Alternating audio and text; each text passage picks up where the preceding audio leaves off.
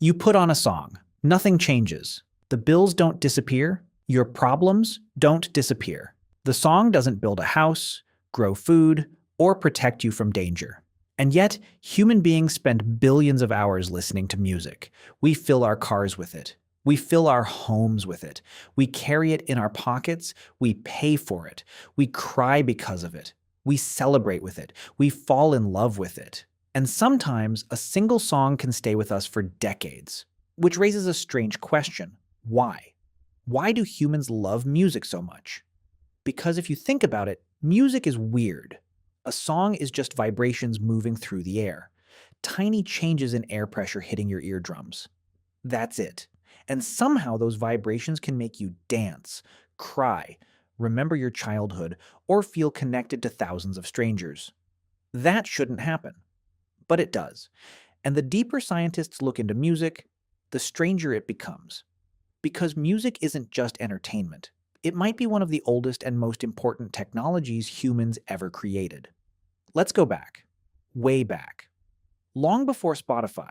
Long before radios. Long before pianos, guitars, and orchestras. Before cities. Before writing. Before farming. Before civilization itself. Imagine you're standing around a fire 50,000 years ago.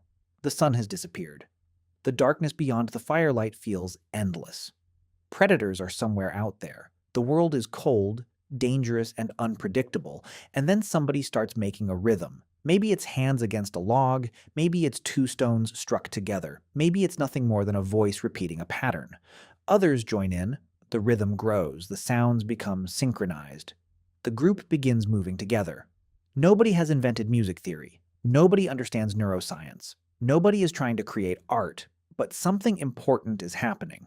For the first time, dozens of separate individuals are acting like a single unit. Researchers have discovered something remarkable about synchronized movement. When humans move together, sing together, or keep a shared rhythm, they feel more connected to one another. Trust increases. Cooperation increases. People become more willing to help each other. In modern experiments, complete strangers who walk in step with each other are more likely to cooperate afterward than people who walk separately. Think about that. Simply moving together changes how people feel about each other. Now imagine a prehistoric tribe trying to survive. The groups that trusted each other more probably worked together better. The groups that worked together better probably survived more often. And if music helped create that cooperation, then music wasn't a luxury. It was a survival tool, a very powerful one. But that may only be part of the story. Because music doesn't just affect groups. It affects individuals in extraordinary ways. Consider what happens inside your brain when your favorite song starts playing. Within seconds, multiple regions become active, areas associated with memory, emotion, attention, movement, prediction, and reward. Music is one of the few experiences that lights up huge portions of the brain simultaneously. It's like a neurological fireworks show. And then dopamine enters the picture. Dopamine is often called the reward chemical. It's involved when you eat delicious food, when you achieve a goal, and when something exciting happens. Scientists have found that listening to enjoyable music can trigger dopamine release. Your brain literally rewards you for listening. But here's where it gets weird. The biggest dopamine spike often doesn't happen when the best part arrives. It happens just before it arrives. Your brain starts predicting what comes next.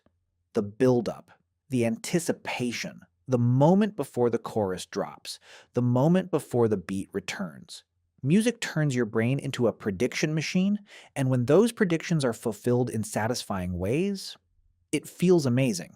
In a sense, your brain is playing a game with the song, and it loves winning. Now let's talk about one of the strangest experiences humans have: goosebumps from music. You know the feeling. A song reaches a certain moment, a powerful note, a sudden harmony, a dramatic change, and suddenly the hairs on your arms stand up. You get chills. Sometimes your eyes even water. Scientists call this frisson. And despite years of research, it's still somewhat mysterious. What we do know is that it involves emotional processing, reward systems, and physiological responses working together. Your body reacts as if something deeply important has just happened, even though you're only listening to organized sound. Imagine explaining that to an alien. These vibrations are arranged in a pleasing pattern. Interesting. What does that accomplish? It occasionally causes water to leak from our eyes. Music is bizarre. Beautiful, but bizarre. Then there's memory. This might be the most powerful aspect of all. Have you ever heard a song you hadn't listened to in years, maybe decades, and suddenly you're somewhere else? Not physically, mentally, emotionally. You're back in a classroom, back in a car, back at a birthday party, back with someone you haven't seen in years. A single song can unlock memories with astonishing accuracy. Researchers have found strong connections between music and autobiographical memory. Songs become attached to moments, and later, hearing those songs can reactivate emotions and details that seemed forgotten. In a way, music becomes a time machine. Not a perfect one, but a surprisingly effective one.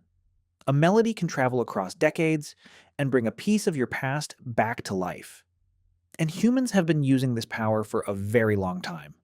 Before writing existed, stories had a problem. They were hard to remember. Information could disappear when people died, but music helped. Rhythm helps memory. Repetition helps memory. Melody helps memory. Across the world, ancient cultures used songs to preserve knowledge, history, genealogy, religious traditions, navigation routes, and important survival information. In some societies, songs acted almost like living libraries. Knowledge wasn't stored on paper, it was stored in people, and music helped keep it alive. Think about how impressive that is. Entire generations preserving culture through rhythm and melody. No cloud storage, no hard drives, just human memory supported by music. And it worked for thousands of years. But perhaps the most fascinating question is whether music evolved specifically for survival. Scientists disagree. Some researchers argue that music is an adaptation. Others argue that it's a byproduct of other abilities, a kind of accidental superpower. One famous scientist even compared music to cheesecake. Cheesecake didn't evolve in nature. Humans created it by combining ingredients that individually trigger reward systems. Music, according to this idea, might be something similar. A pleasurable combination of cognitive abilities that evolved for other reasons.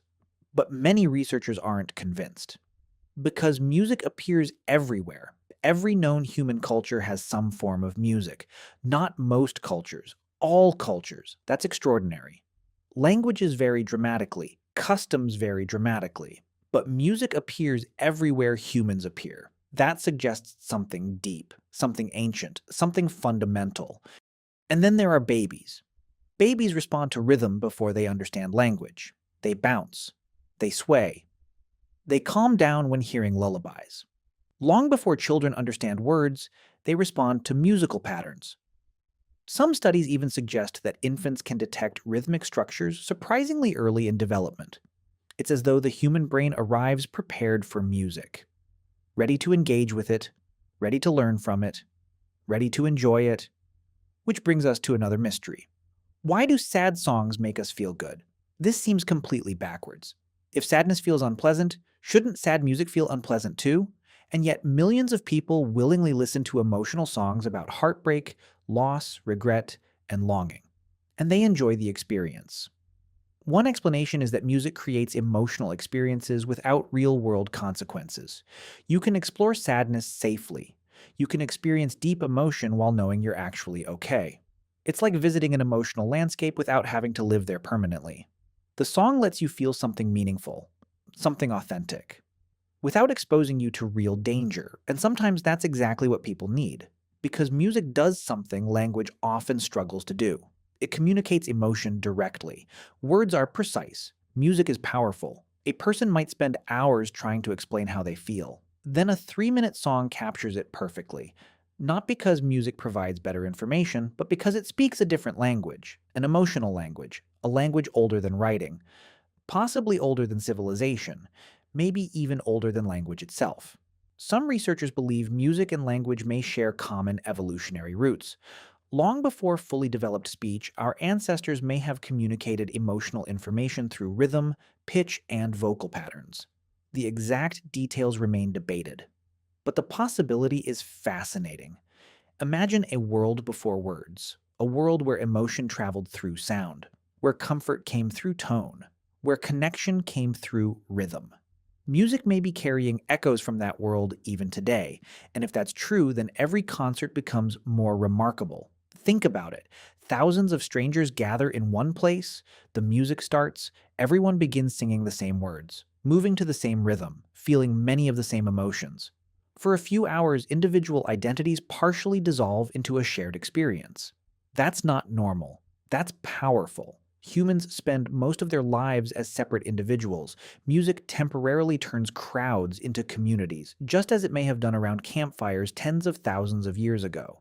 Different technology, same instinct, and perhaps that's the real answer. The reason humans love music isn't because it's useful in the conventional sense. It's because music connects things. It connects people to each other. It connects memories to emotions. It connects the present to the past. It connects individuals to groups. And sometimes it connects us to parts of ourselves we didn't even realize were there. For most of human history, music wasn't something happening in the background. It was something people did together. They sang, they danced, they celebrated, they mourned, they remembered, they connected. And although our world has changed dramatically, that instinct remains. The headphones changed, the speakers changed, the instruments changed, the technology changed, but the human brain listening to music is still carrying ancient instincts shaped across thousands of generations. So the next time you put on your favorite song, take a moment to think about what's really happening. You're not just listening to sound, you're participating in one of humanity's oldest traditions. A tradition older than cities, older than writing, possibly older than history itself. A tradition that helped strangers become tribes, helped stories survive, helped emotions travel between minds, and helped human beings feel a little less alone in the dark. Because maybe music was never just entertainment. Maybe it was always connection, and that's why we keep coming back to it. Again and again and again.